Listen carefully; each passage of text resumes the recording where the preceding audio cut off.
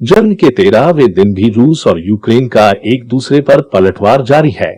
इस बीच यूक्रेन के राष्ट्रपति जेलेंस्की का दावा है कि अब तक हुई जंग में हमारी सेना रूसी सेना के इतने हथियार तबाह कर चुकी है जितने 30 साल में भी नहीं होते।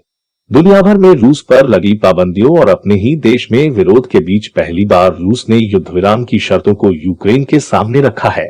शर्तें सामने रखने के बाद पुतिन के कार्यालय क्रेमलिन के प्रवक्ता मित्री पेस्कोव का कहना है कि रूस तभी रुकेगा जब यूक्रेन की सेना की ताकत का अंत कर देगा। इसलिए यूक्रेन को तुरंत अपनी सैन्य गतिविधियां बंद कर देनी चाहिए। जंग को रोकने के लिए रूस ने यूक्रेन के सामने क्या शर्तें रखी हैं और इनके मायने क्या है?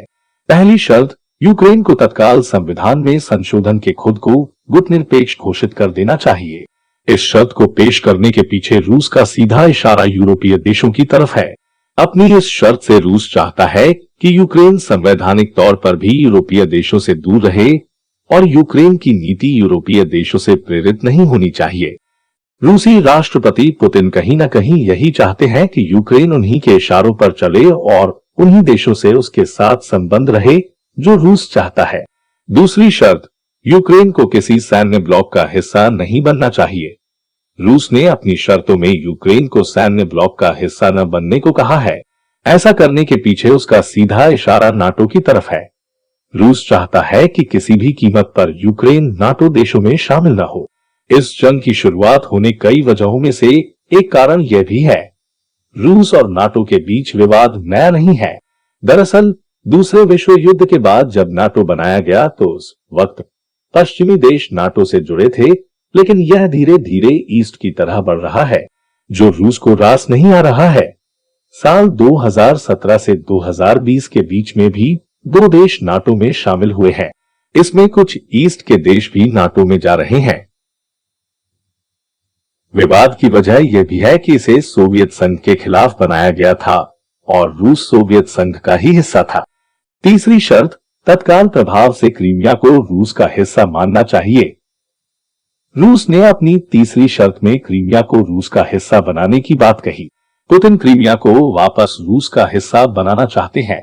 दरअसल क्रीमिया कभी रूस का ही हिस्सा था, लेकिन 1954 में तत्कालीन सोवियत संघ के नेता निकिता क्रुश्चेव ने इसे यूक्रेन को बतौर पर उपहार दिया था। हालांकि 2014 में रूस ने क्रीमिया पर हमला करके इसे अपने देश में मिला लिया था, लेकिन अब तक यूक्रेन ने इसे मान्यता नहीं दी। इस बात से भी पुतिन खफा है और चाहते हैं कि आधिकारिक तौर पर क्रीमिया रूस का ही हिस्सा माना जाए। चौथी शर्त, डोनेट्स्क और लुगान्स्क को स्वतंत्र राज्य मानना होगा। यह पूर्वी यूक्रेन के ऐसे प्रांत है जहां रूसी समर्थक हैं। 2014 में डोनबास प्रांत के डोनेट्स्क और लुहान्स्क को यहां के अलगाववादियों ने स्वतंत्र घोषित किया था। रूस ने यहां पर हमला करके हाल में इसे स्वतंत्र राज्य की मान्यता दी थी। यूक्रेन ने इस पर विरोध जताया था। अब शर्तों के बहाने रूस चाहता है कि इस पर यूक्रेन की मुहर भी लग जाए और दुनिया भर उसकी धाक में कमी न आए।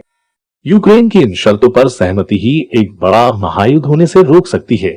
अगर आपको ये जानकारी अच्छी लगी तो वीडियो को लाइक करें और ऐसे ही दिलचस्प वीडियो के लिए चैनल सब्सक्राइब करें, साथ ही बेल आइकन को दबाएं।